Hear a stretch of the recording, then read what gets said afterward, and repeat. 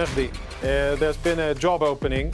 Israel finally got rid of Abu Ubaidah, a very prolific and well-to-do Hamas You've really got to get better with your Hamas propaganda. You're a racist, small man. genocidal, war criminal. Well, you're trying to put a target on me? Mehdi, you and Elon Levy trying to put a target on me? Mehdi and others aren't happy with the fact that Israel stubbornly, annoyingly is able to withstand the pressure campaigns by biased and corrupt UN organizations. Gaslighting. I can't believe that, 23 months into this, I'm still having to come on these shows and fact-check this kind of nonsense propaganda. You're part of an Israeli military and a that proud the International Association of Genocide Scholars have said is a genocide. You're part of a military. That's being investigated. Jonathan, we're on Piers Morgan. I get to speak. We're not in Gaza. You don't get to kill me as a journalist.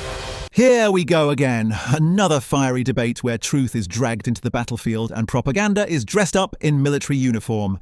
Tonight, Mehdi Hasan takes on Jonathan Conricus, Israel's former spokesman, and within minutes, you can feel the heat. Conricus does what IDF spokesmen always do: deflect, smear, and accuse. Mehdi, though, isn't having any of it.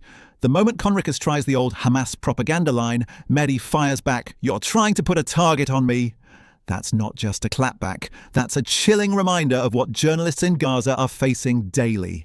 And the fact that Mehdi had to remind Conricus that this isn't Gaza, "You can't kill me here," says everything about the kind of military he was defending. Buckle up. This is explosive. Yeah, I think we should read into that Donald Trump is 100% behind Netanyahu, as some of us warned he would be. I think there were some people who thought that there would be some daylight between Trump and Netanyahu, that Trump would somehow be better on Gaza than Biden and Harris were. And that's, as I've told you before, Piers, your pal Donald is full on the ethnic cleansing, the ridiculous Gaza Riviera plan, allegedly involving Tony Blair and Jared Kushner at the White House, outrageous open plans for ethnic cleansing, all signed off on by Donald Trump, who said earlier this year that Palestinians will have to leave Gaza and not come back, which is the definition of ethnic cleansing. That is what Israel and the American government are planning and cooking up for the people of Gaza. It's why the world has now turned belatedly against Israel and on this genocide, because it's so brazen what they're doing in terms of the man-made famine, in terms of the ethnic cleansing, all of this stuff. And, the hostage canard keeps being put forward. Jonathan said earlier, it's a partial deal. Yeah. That's what the Israelis wanted. The great irony is Hamas wanted a permanent deal, all the hostages for an end to the war. Netanyahu said no, partial deal. Hamas agreed to that too, so they keep moving the goalposts because he doesn't want to end the war, Piers. Matthew Miller, Biden's former State Department spokesman, said recently that when he spoke to Netanyahu last year, Netanyahu said openly, we're going to be fighting for decades in Gaza.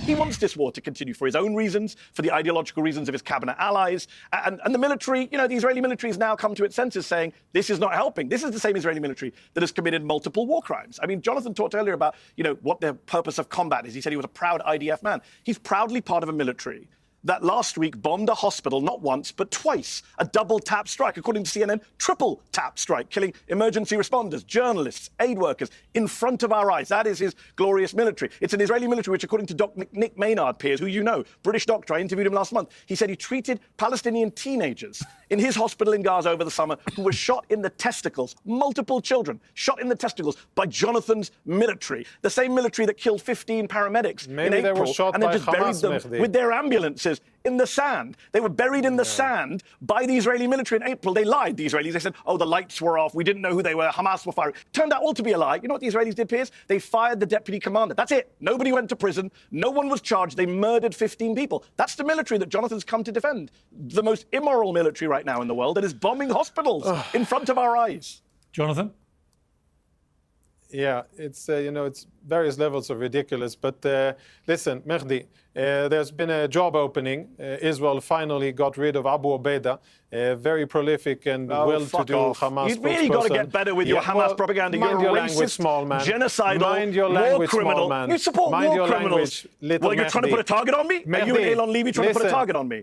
Are you trying to put a target on me? You keep saying I'm Hamas, and you support killing Hamas. You've done it with Elon, and it won't work with me, little Mehdi. Little Mehdi, you've done that shtick with Elon, it doesn't impress me. But I'm telling you is that if you improve your Arabic just a bit, you keep saying I'm Hamas based on nothing. If you improve your Arabic just a bit, I think you are well on track to become a very prolific spokesperson for Hamas. Your troops engaged in sexual violence against Palestinian women. You're being investigated in the International Criminal Court. Touting Hamas's propaganda lies. That is committing genocide, Jonathan. Mehdi, you are touting Hamas's propaganda lies.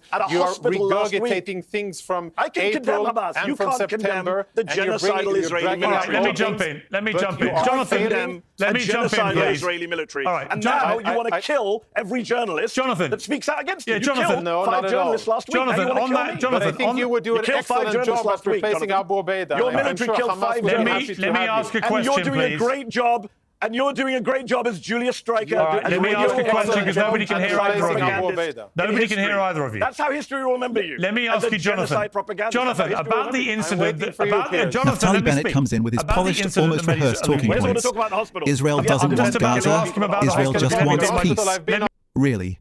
Gaza is rubble, 75% destroyed, and his government ministers openly talk about cleansing Gaza and expelling Palestinians. That's not peace. That's ethnic cleansing with a PR spin.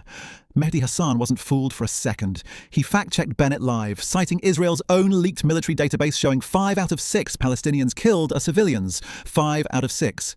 That's not collateral damage. That's deliberate carnage. And when Bennett tried to boast about Israel being a democracy, Mehdi reminded the world that democracies don't flatten hospitals and starve children into famine. The mask is slipping, and Mehdi ripped it right off. Do my been on job. Sky and Let CNN me and please spoken ask about you a question and do my job. So, Jonathan, the incident that Mehdi is alluding to, the double tap attack on a hospital which killed 5 journalists. This takes the total of journalists to over 200. There are now journalists all over the world who are protesting about this. People from CNN, from Reuters, from AP, from every serious news organization in the world, saying that there is a mini genocide going on with actual journalists in Gaza, and that the only reason for this, the deliberate systematic attacks on journalists, is because Israel does not want people reporting on what is actually happening there. I know you agree with me, because you said it many times, that Israel should allow the international media in to do their jobs. But so far, they're not doing that. They're only allowing in certain friendly journalists embedded with the IDF to report what they want them to report. But until there is free, unfettered access of journalists into that region to report on this stuff, there is a belief that Israel is going about now deliberately or systematically killing Palestinian journalists to silence them. What is your response to that?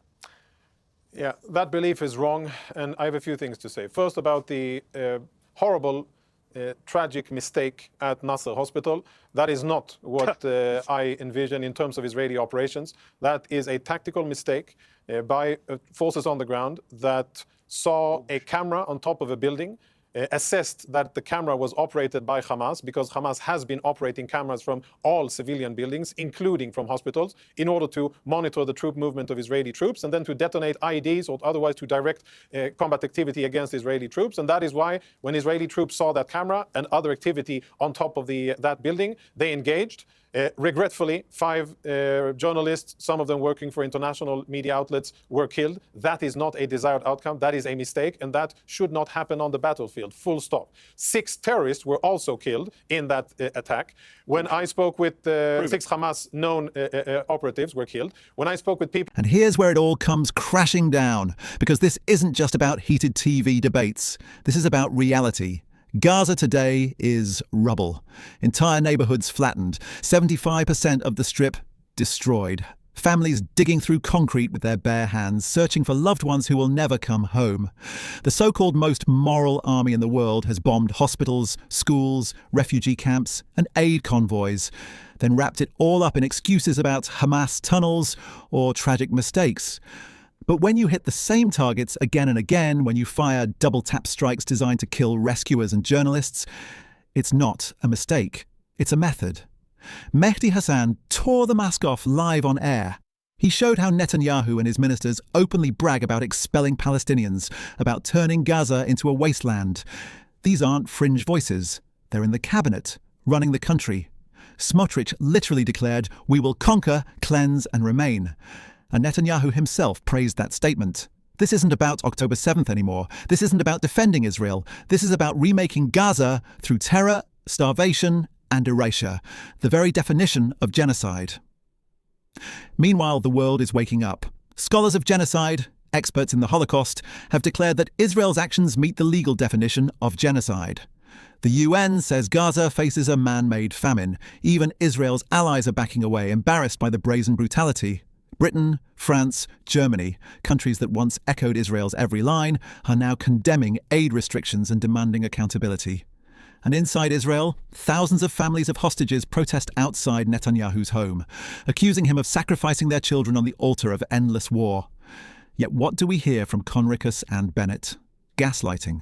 diversions. Try us. Lay down your arms, release the hostages, and test us. As if anyone can test Israel when the entire strip has been reduced to dust. As if displaced, starving, grieving Palestinians can try anything while bombs rain down on their hospitals and children are shot in the streets. Mehdi was right to call this out. Because the truth is simple. If Netanyahu wanted peace, there would be peace. If Israel wanted hostages freed, they'd take the deal their own generals are begging for. Instead, Netanyahu drags it out because chaos keeps him in office. And here's the kicker, the smear tactic that Conricus pulled on Mehdi. He tried to equate a journalist challenging war crimes with Hamas propaganda. That is the oldest trick in the book. Discredit, smear, label, intimidate. But Mehdi's fiery reply, "We're not in Gaza, you don't get to kill me here," exposed the whole game. He forced viewers to confront the ugly truth that journalism itself has become a target. Over 200 journalists have been killed in Gaza, many in deliberate strikes, cameras mistaken for terror weapons, reporters buried under rubble. This isn't collateral damage. This is silencing witnesses. And that's why this debate matters. Because every time Conricus says propaganda, he's really trying to erase the evidence. Every time Bennett says peace, he's really excusing ethnic cleansing. And every time Netanyahu says security, what he means is power. Power bought with Palestinian blood. Mehdi Hasan refused to be silenced. He called out the lies, the spin, the hypocrisy. And for that, he became the voice so many are desperate to hear. The voice that refuses to let genocide be normalized. The voice that says, enough. This war isn't about defending Israel. It's about destroying Gaza.